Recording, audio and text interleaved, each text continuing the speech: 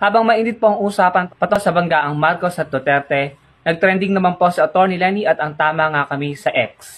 Ang mga sumusunod po ay mga pinatrending na post ng ating mga kababayan. Ang sabi dito ni Jerry, kaway-kaway sa mga kakampinks, chill lang tayo, maging liwanag sa dilim always. Ang sabi naman ni Josh, tama nga kami. Tapos itong mga iconic photos ni Atty. Lenny ay ibinahagi niya. Ang sabi ni Jean, cause if I was the man, then I'll be the man. Tama nga kami.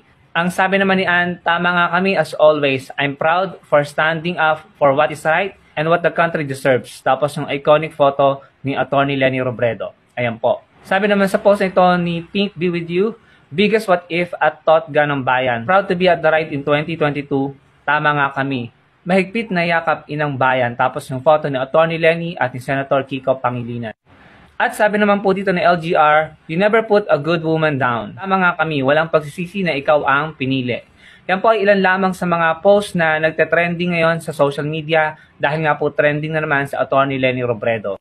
Kahit halos 2 years na ang nakakaraan, kung iisipin natin parang kahapon lang nangyari ang lahat.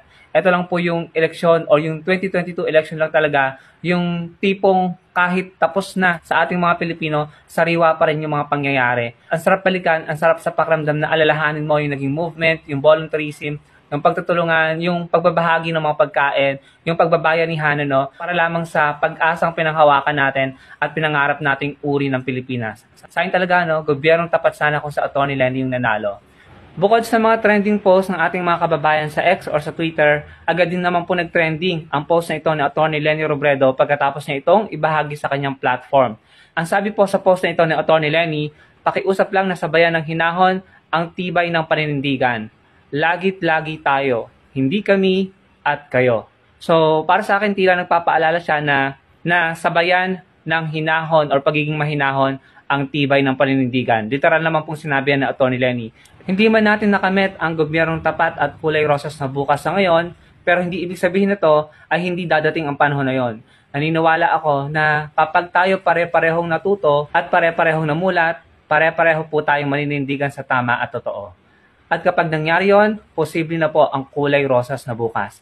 Ikaw, anong naalala mo noong 2022? Isa ka ba sa mga nagsisi? O isa ka na gaya ko na proud sa pinanindigan noong 2022?